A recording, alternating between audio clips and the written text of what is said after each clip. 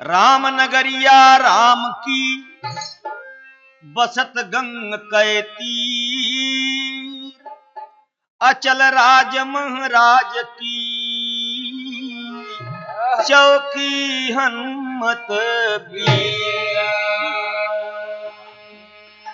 की मुरली की चंद्रिका की गोपियन का साथ, अपने जन के कारण कृष्ण बने रघुनाथ। एक कल्प काशी बसे मथुरा कल्प हजार, एक अन्वत सरजू बसे जहां तरी गए तुलसी।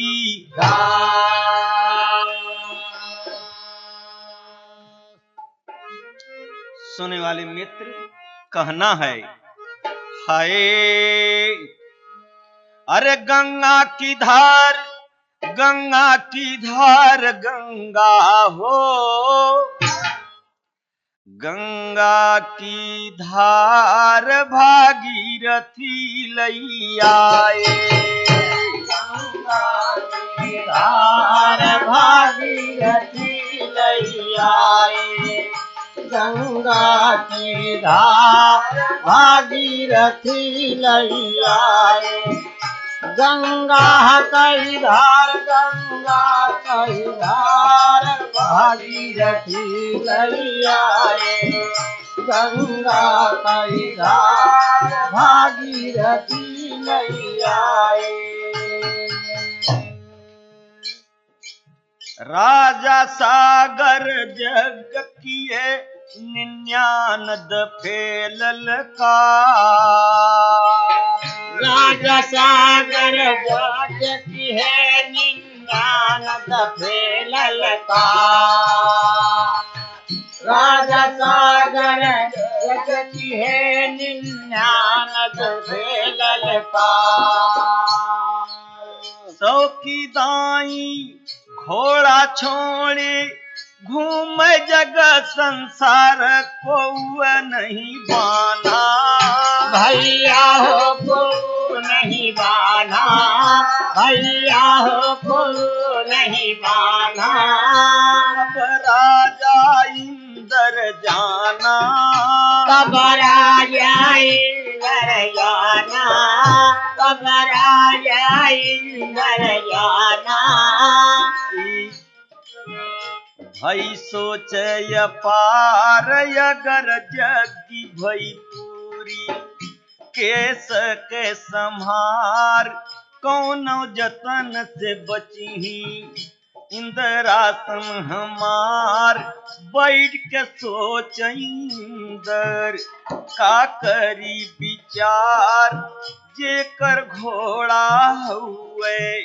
भारी परिवार, भारी परिवार भागीरथी लैयाए, भारी परिवार, भारी परिवार भागीरथी लैयाए, भारी परिवार, भारी परिवार भागीरथी लैयाए, भारी परिवार भागीरथी लैयाए।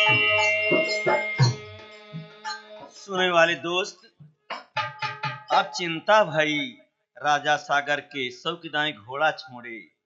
अब इंद्र के बड़ी चिंता भई कि शायद सौ पूरा कर लेंगे जग, तुम्हारे इंद्रासन कैसे बचे।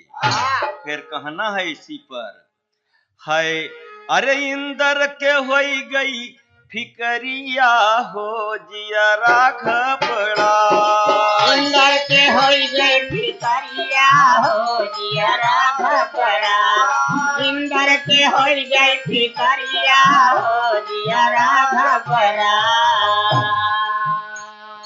सुरपत ने घोड़ा के जबरी से बांधी, सुरपत के घोड़ा को जबरी से बांधी, सुरपत के घोड़ा को जबरी से बांधी। चोरी से लई गए कपिल मुनि के थाने, चोरी से लई गए कपिल मुनि के थाने, चोरी से लई गए कपिल मुनि के थाने। सुनने वाले दोस्त, घोड़ा जबरदस्ती बांध के कपिल मुनि महाराज के पास ले गए। चोरी से ले गए कपिल मुनि के थाने, लेकिन मुनि नहीं देखे नजरिया हो जिया घबरा। मुनि नहीं देखे नजरिया हो जिया घबरा। मुनि नहीं देखे नजरिया हो जिया घबरा।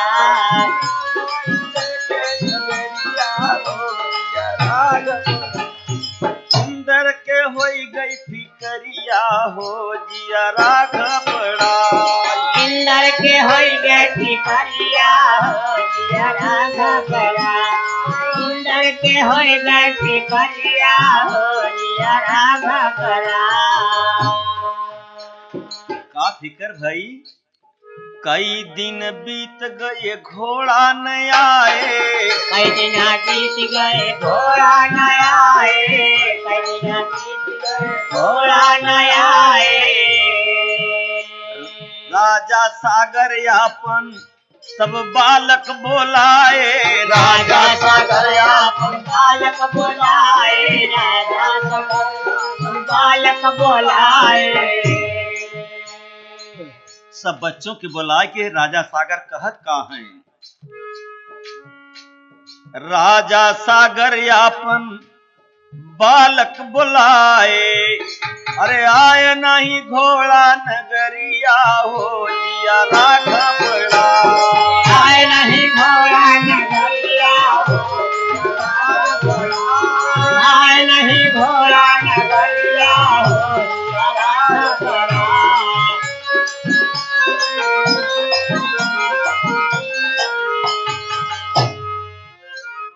सागर अपने बच्चों से कहाँ दुख भारी। सागर अपने बच्चों से कहाँ दुख भारी। सागर अपने बच्चों से कहाँ दुख भारी। जग नहीं हो पाए पूरी हमारी। जग नहीं हो पाए पूरी हमारी। जग नहीं हो पाए पूरी हमारी। अरे घोड़ा खोज यही परिया हो जिया घबरा। घोड़ा खोजा यही परिया हो जिया घबरा।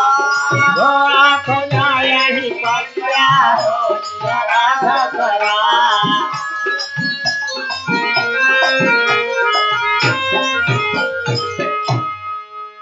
अरे इंदर के होई गई फिकरिया हो जिया घबरा। इंदर के होई गई फिकरिया हो जिया घबरा। इंदर के होई गई फिकरिया हो जिया घबरा।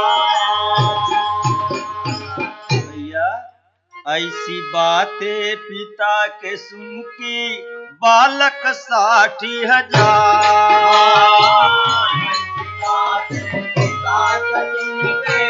बालक 60,000।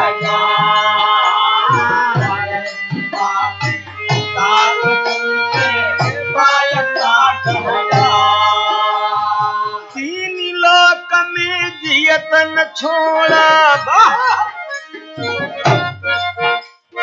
दुश्मन कहाँ हमार चले सब जोधा। भैया हो चले सब जोधा। भैया हो चले सब जोधा। खोजे में सागर खोदा। खोजे में सागर खोदा। खोजे में सागर खोदा। भैया चले सब जोधा। खोजे में सागर खोदा। भैया चले सब जोधा। खोजे में सागर खोदा। सबो लड़का चल दे राजा सागर के कहना है।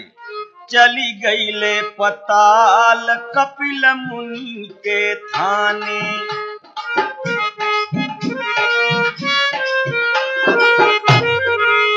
सब पहुँचे लाल घोड़ा बधा पिछवारे।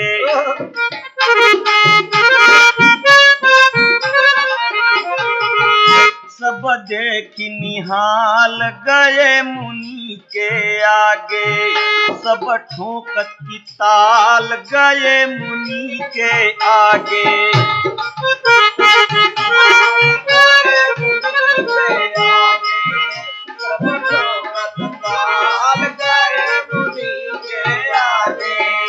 ठोकत की ताल कंठी माला धई दे न लगी चाल घोड़ा चोरा के बैठे कई दे हलाल जे कर घोड़ा हुई।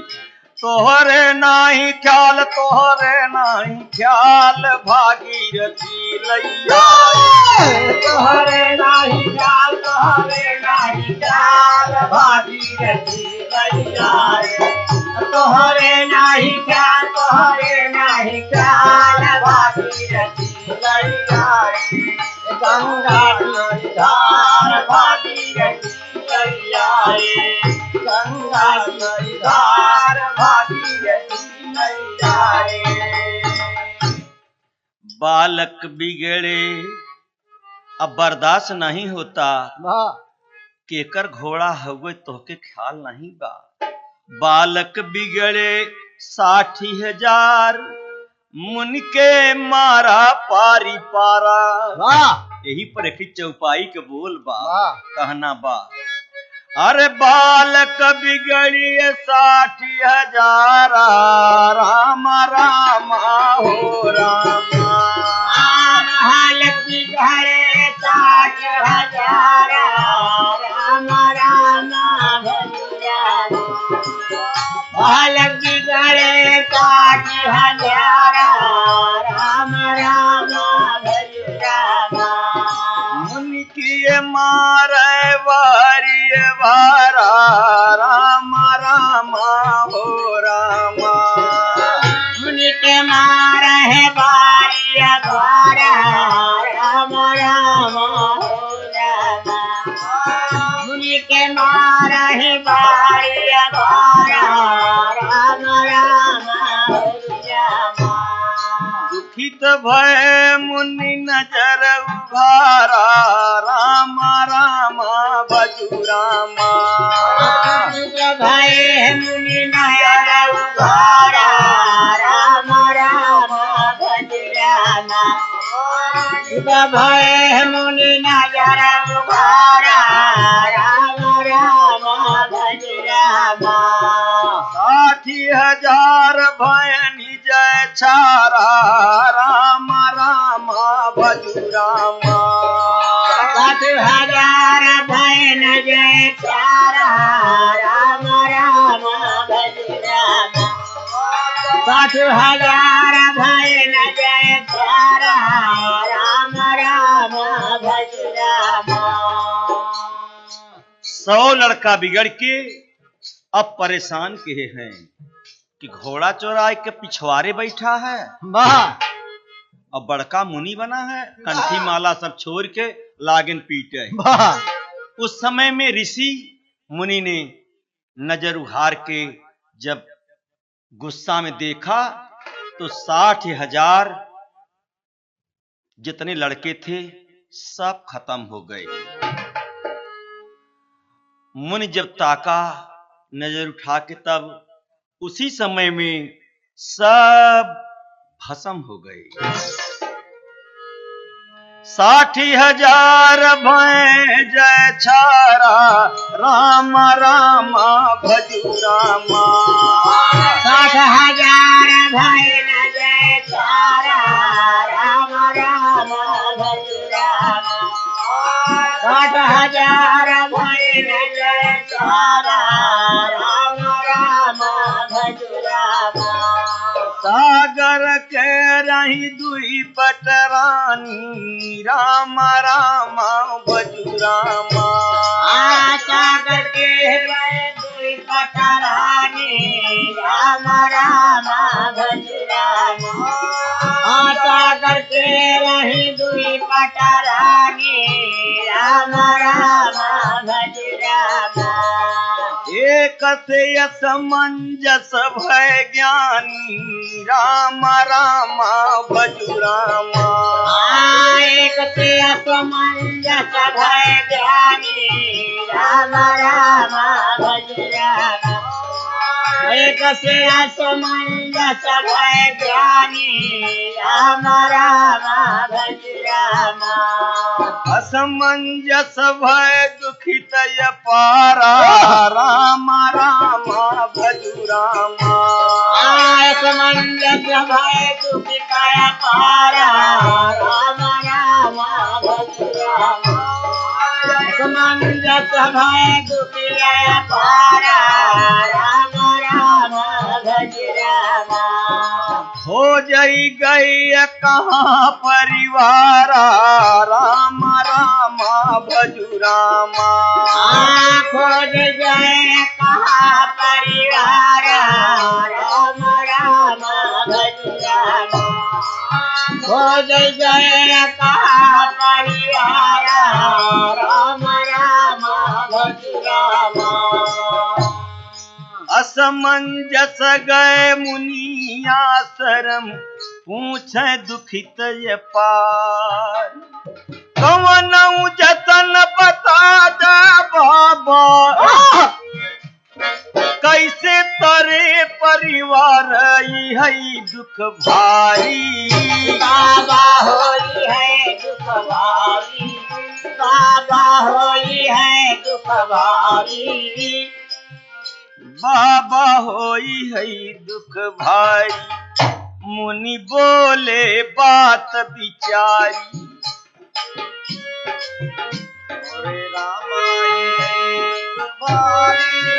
मुनि बोले बात बिचारी। मुनि बोले बात बिचारी।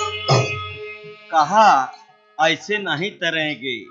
हरि पूजो जाए हरि पूजो जाय असमंजस के अंशुमान। हरि पूजो जाय असमंजस पूजै लागे जिंदगी गई राय। असमंजस के लड़िका अंशुमान बताय उनहु और आ गईले भैया कुछ पता न देखाई ते कर लड़िका दलीप जिंदगी गई राय।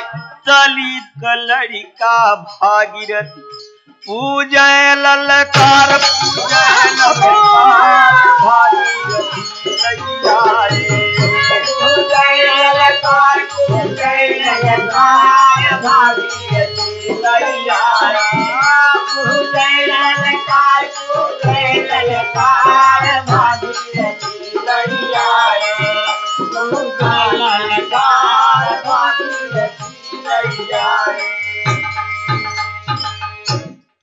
भागीरथी तपस्या करत हैं। कवि के कहना बा निकरी प्रभु के उर पंगज से तब भागीरथी तप कीन महा।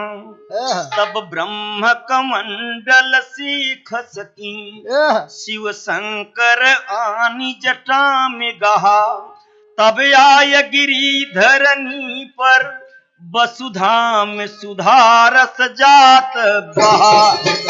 सुधारस जात बहा। वसुधा में सुधारस जात वसुधा में सुधारस जात बहा। वसुधा में सुधारस जात बहा। वसुधा में सुधारस जात बहा। वसुधा में सुधारस जात बहा। जब धरती पर आए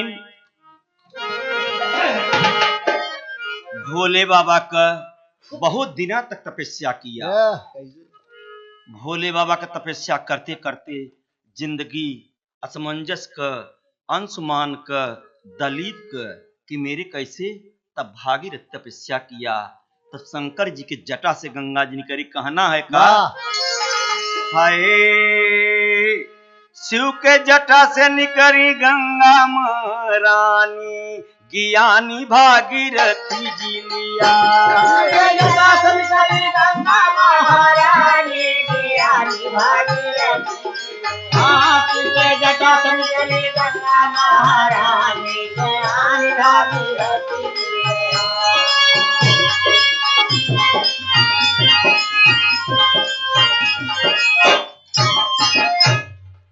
भागीरथी के है तपस्या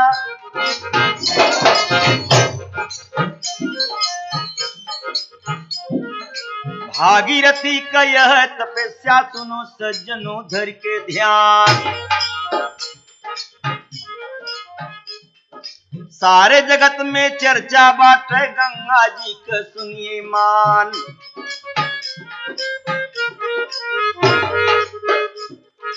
जगतरनी बा नाम परा दुनिया सब जाने सुन बयान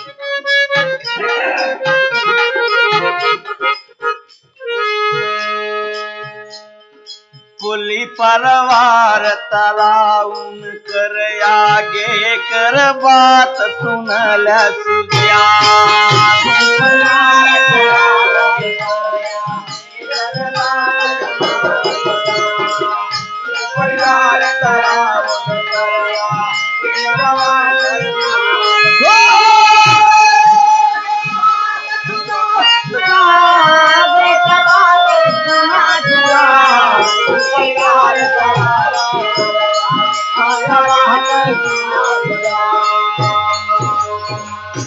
सारा परिवार तो तरा शोधन किया गंगा जी का आज से नहीं ये बेअंत वाली बात है सब संशोधन किया तरने के लिए जैसे आज भी संशोधन हो रहा है तमाम नदियन में कहीं नहरा निकल रहा है कहीं कौन नदी बांधी जा रहे हैं कहीं पुल बना है उस समय में भागीरथी जी ने बड़ा तपस्या किया इस सब समय करने के लिए कहना है हाय भागीरथी कर नाम दुनिया में ऐसे कहते इतिहास सारा संसार गंगा जी कर नाम लैके कितना काटत है उदास ज्ञानी भागीरथी जी लाए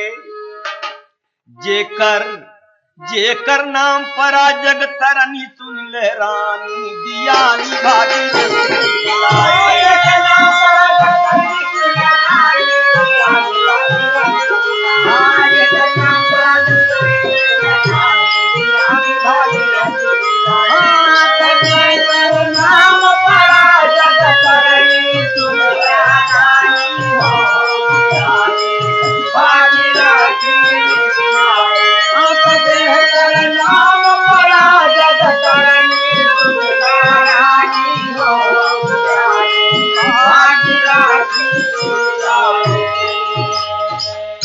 इतने नहीं दोस्त जब लेके चले गंगा जी के तो लोग हिया तलक बताए कि सूरज का रथ लिया है सूरज के माने गर्मी से खिंचाव होगा सूरज स्वयं नहीं कहना है इतने पर सूरज के लिए आए जौनी जौनी के भागीरथी भागे वहाँ गंगा जी पीछा कहें बीच में अहुक मुनि यखी रहत रहन वो आचमन कई गए पीछे देखे तो गंगा जी खाली तो हजारन बड़ी तपस्या किया तब वहां से फिर प्रकट भाई गंगा जी तो कहना है आगे बढ़ा के भैया जगत रनी अरे राम जगत रनी दुनिया गावत बयानवा जगत रनी दुनिया गावत बयानवा जगत रनी दुनिया गावत बयानवा जगत रनी हो राम जगत रनी हो राम जगत रनी दुनिया गावत बयानवा जगत रनी सारे संसार में चर्चा बा गंगा जी के जिंदा मुर्दा दोनों के तारत हैं जिंदा के तो तारत है निचले के नहरा से पानी दे के लोगन के पियाई के नहवाई के और मुर्दा के ऐसे तारत हैं कि लोग मरत हैं तो ले जाए कहीं में दफन करते हैं हरिद्वार और कानपुरा हम कितना नाम गिनाई अरे प्रयागराज में पहुंची जब तीन धारा दिए दिखाई राम जगतरनी बाबू जगतरनी कुंभला गया सना नवा जगतरनी भला भया कनना जगतरनी भला भया कनना जगतरनी ओ जगतरनी हो राम जगतरनी हो राम जगतरनी हो राम भला भया कनना जगतरनी भला भया कनना जगतरनी। ये मथन से निकला ऋषियों की ये देन है, ऋषि महर्षियों की देन है।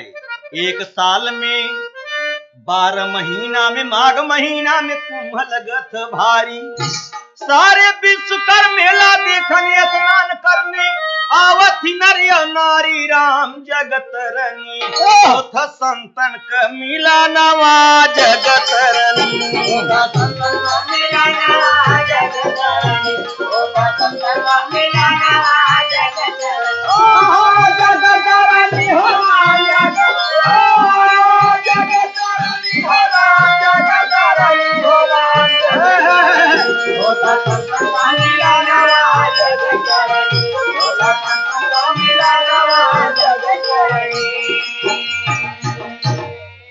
माघ में अमावस पर एक एक ऋषि महर्षि जोगी जति आते हैं, एक एक से संत ऐसे संत आते हुआ पर मिलता नहीं अंतराम जगतरनी बाबा जगतरनी कोई हमारा उतारा नवा जगतरनी हमारा उतारा नवा जगतरनी हमारा उतारा नवा जगतरनी।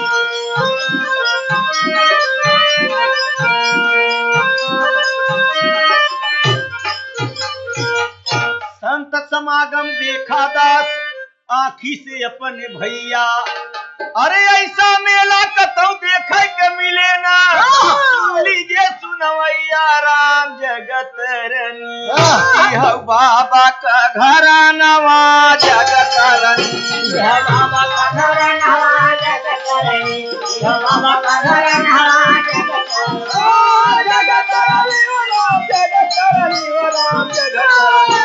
बाबा का घर नवा जगतरनी बाबा का घर नवा जगतरनी। जग के तारे खातिर संत समागम लगता भारी, ये संत समागम में तरना है तो बनना है उपकारी राम जगतरनी यहीं पर खत्म करी था गानवा जगतरनी